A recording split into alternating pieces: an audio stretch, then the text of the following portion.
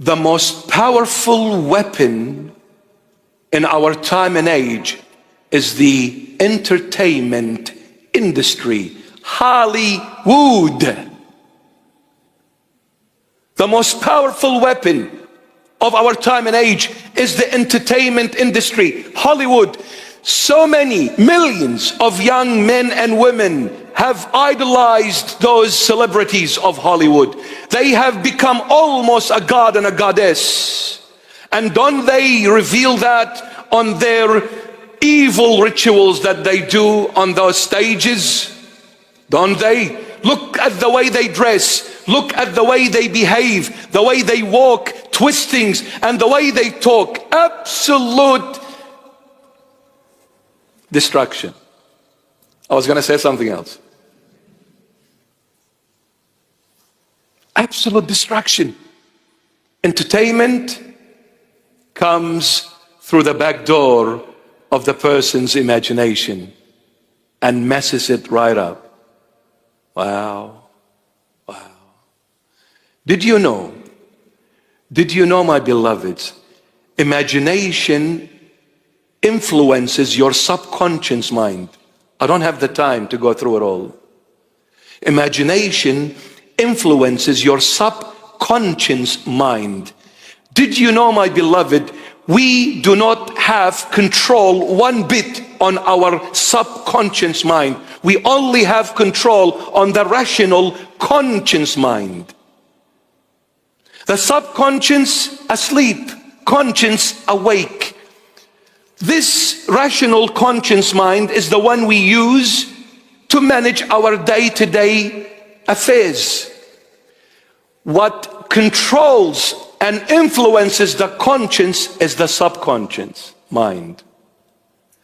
When the subconscious is influenced by imagination, and it depends what kind of an imagination you've allowed to infiltrate your imagination, it will shape, form, and mold your subconscious mind. Without knowing, it will direct the conscience to implement it in its life. What you allow to imagine, you will live later on 100%, and you have no say in it. You have no control over it. It is so delicate, this human being. Be very, very, very careful. So somebody comes and says, what is this? What is this? What is this?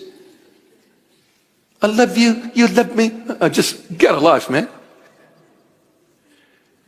They have ruined what true love is all about. Not ruined it in a way, they've put the wrong imagination in your head about love. All of a sudden you started believing in something that never exists.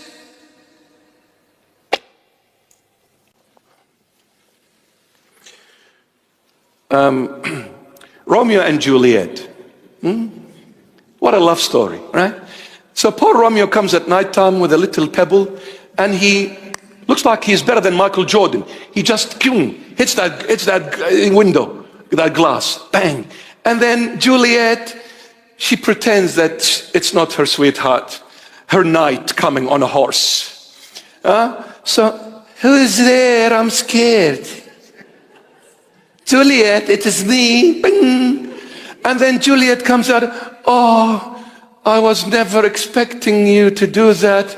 Not even in my dream I would have dreamt. What a man, what a hero. You are my hero. And then these girls are listening, watching, and they begin imagining. Oh, I'm looking for a guy like Romeo. There is no such guy, my darling. Wake up to yourself. That doesn't exist. That's just a fantasy.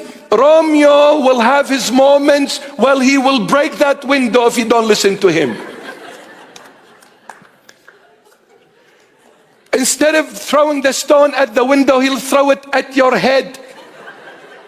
So wake up and smell the roses. Stop dreaming. Stop dreaming. Why are we fantasizing? We need to live reality. The Holy Bible says there is no one perfect except God.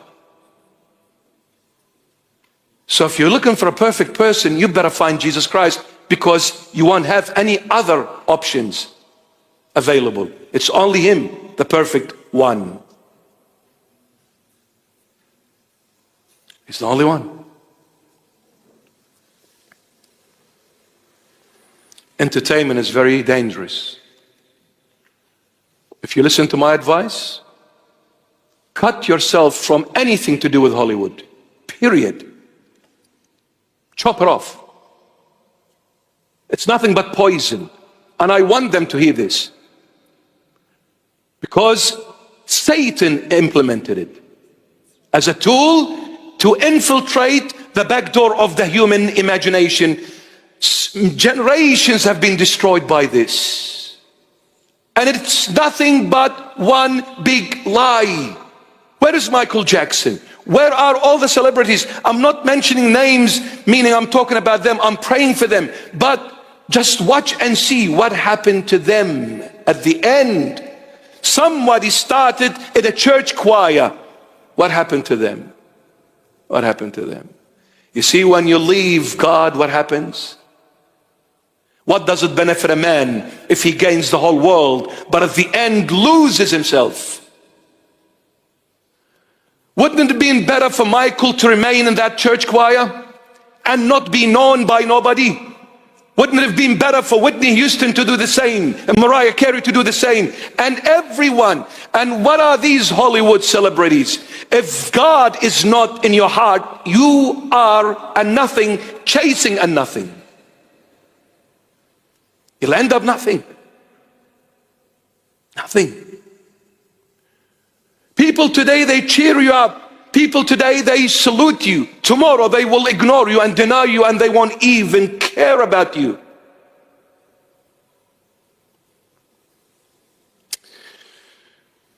The only true friend that will never leave you is Jesus Christ of Nazareth.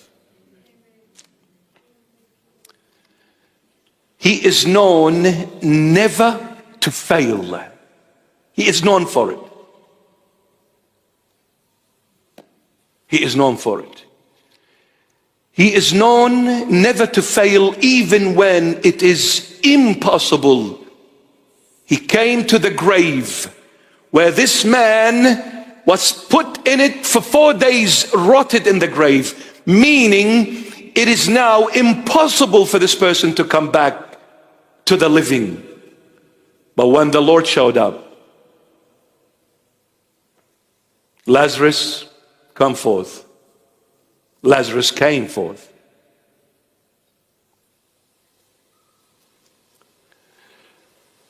You need to rely on the Lord Jesus.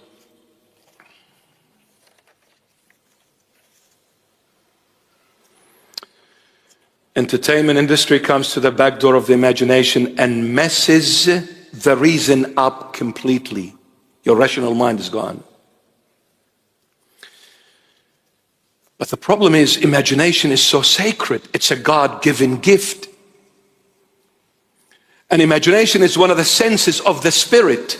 You see, just like the body has senses, just like the body has senses, like seeing, smelling, touching, tasting, hearing, so as the spirit has senses. One of the spirit's senses is imagination.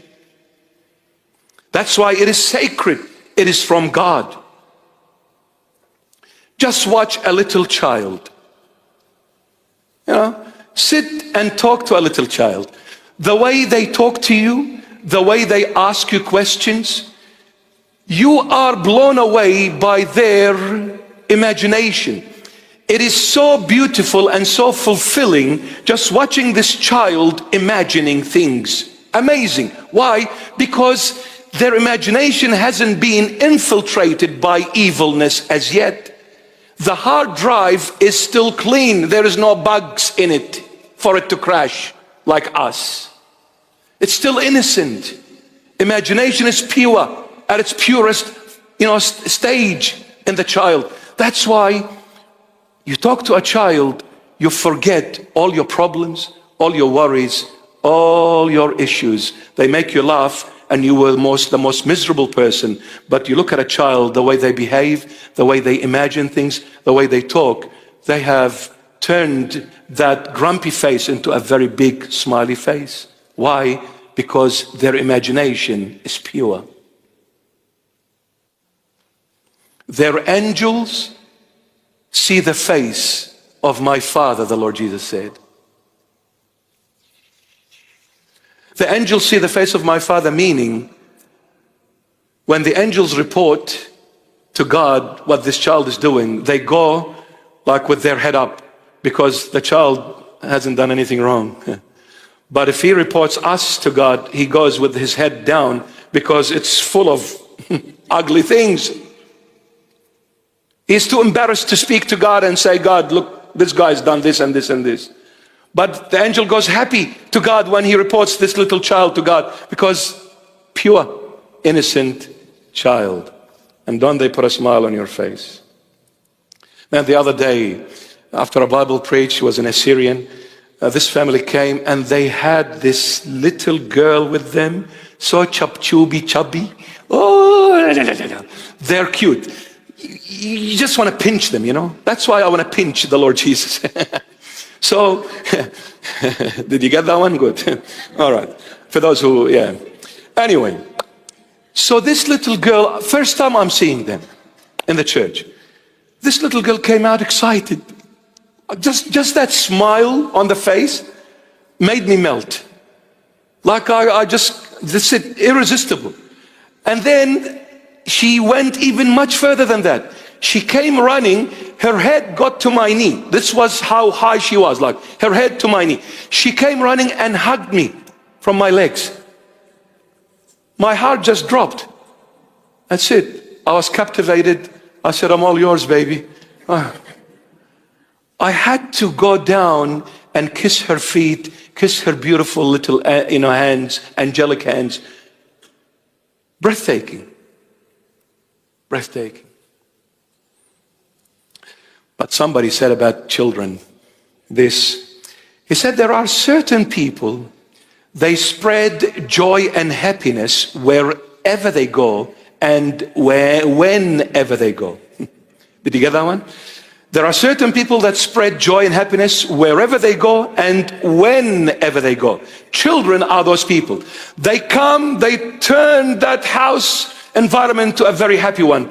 But when they go, it is also as happy. Thank God they're gone. I can have my rest and my peaceful time now. Yes. But they are a joy either way. They are a joy either way. Anyway.